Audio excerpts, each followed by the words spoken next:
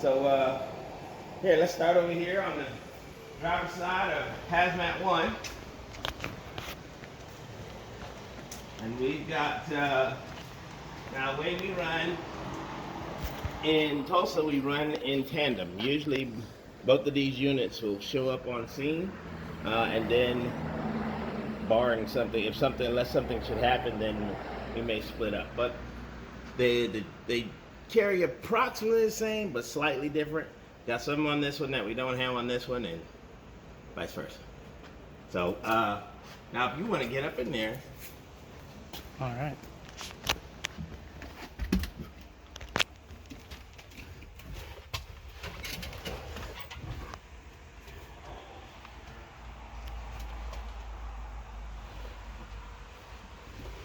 So we'll walk around now. We'll walk around to the back. Now we keep them plugged up at all times, just to make sure we keep our battery charged.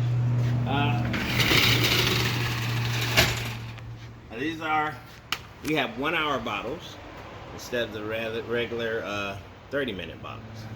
So these are about twice as big as the other trucks. I'll show you one of those here in just a minute. And we have a RIC kit, which is, take that kit, and we get a firefighter down, take that kit, hook it to his kit, and pull him out, give him some additional air. So we've got other various tools and equipment. We've got this good old spreader just for spreading.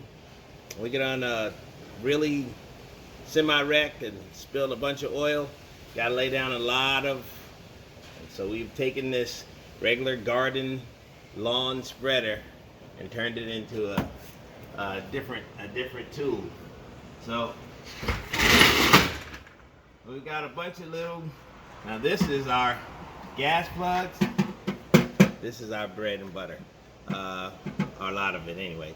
Our your gas meters that are usually right on the front curb in older neighborhoods get ran over quite often. So usually when that happens, somebody's got to plug it until the gas company can come and fix it. That's where this comes in. So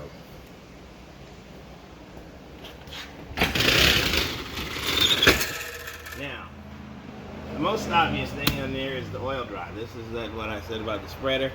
You get a massive oil leak, so oil on the ground, gas on the ground, this. But we've got also this is the booms to keep it from getting in the creek or, getting in the waterways. And these, now this is for acid, but these are for oil.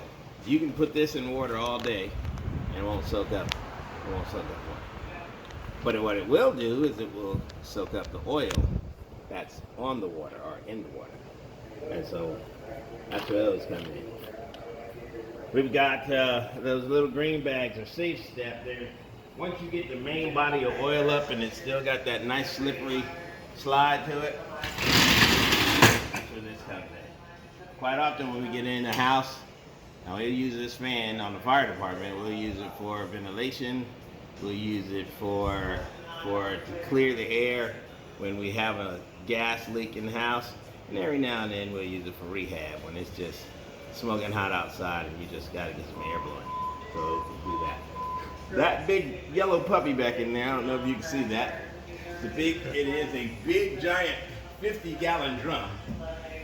And what it is designed for is you have a 50-gallon drum of something that's on the ground and leaking, and we put it in there, and then you can seal it without, so maybe gasoline, you don't know what it is. It may be flammable, you don't want to start poking on it, sparking on it, and so you put it in there and get it going. We have one of those, and this is just a big giant toolbox, and it's just what it looks like. It's tools. Occasionally we got things to do that require you to get out your mechanical tools and go to work. Now we got special gloves for acids, for all kinds of different types of chlorine or bases or acids, or and these different gloves do different things. Sample kit. Every now and then we got to pH your spill. You want to find out. We don't know what it is. It could be water, but then it could be acid. So it could be some water with some acid mixed in it. So we pH the kits, pH the ground, or pH the liquid on the ground, and find out just how bad it is, and then we respond accordingly. Now this is funny and simple, but we call that the leak detector 2000. Whenever we have a gas leak or something, we gotta figure out exactly where it's leaking.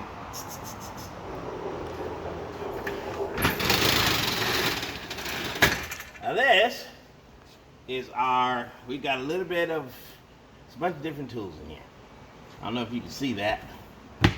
That's a thermal imaging camera in that one. There's this is a radar radiation detector. It's rad seeker in this one. This is our the HAZMAT ID. We got all kinds of these. This is way back in the day, just Draeger tubes. But yeah, there's all kinds of these are also for radiation detection. But yeah, they got a bunch of tools in there that do a bunch of different things. And occasionally we have to make a medical call, or we have to deal with a medical call on the situation. So there's our medical bags, and this is the other side of our 40-hour box, our 40-hour packs. Now, if you want, you can get up in there. This is our command center. When we get on a scene that's big enough, not every scene. Oh, watch your head. Don't worry, it gets me every day. On this, we get on a scene that's big enough, and we need a place for command to do their work. That's what this becomes. You know, they get in here, they get on the computer, we get Wi-Fi, laptops, everything. We get on the computer, you look up chemicals from the company, whatever company we're working with, and they got a chemical spill, they should have their information on the tier system so that we can look it up. And if they don't, well, then we got to figure something else out. But that's where the brains takes care of this. The brains of the operation usually sits in here.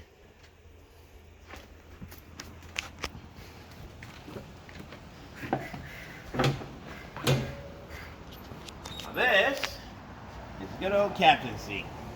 This is the guy who generally runs the show. Unless he gets on something that's really, really big and we got people that's way above him. But on a day-to-day, run-to-run basis, this is where he sits.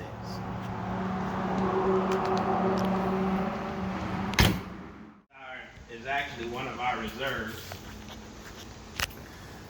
It's the captain's seat there, and the office is here. The medical bags are here, and the air tanks are in here. So it's pretty much set up the same way as the other one. Just I think the only drawer that's different is you got a little few different tools that are in here.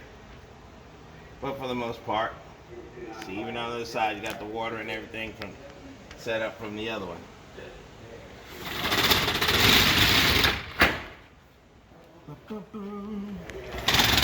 Sample kit, gas plugs, drain seals, caution tape, earth kit. That earth kit is that toolbox. And these are, this is for acid, just to, once you get some acid, how do you stop acid burning from destroying? That I do not know. You gotta bring it down from the acid down to a neutral. But you just can't just throw it in there, because you turn it from too much from an acid and it crosses the neutral line, then it turns into a base. And a base will burn you just as bad as an acid will. So you gotta go in, and that's what the pH comes in. So there's a fan, brooms, pretty much the same thing.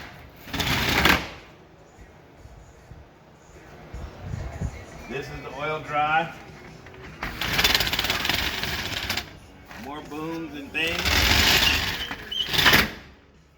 Now where we're not doing them, but it'd be nice to go, is the up on top. They've got some bins up there, but that's where we got the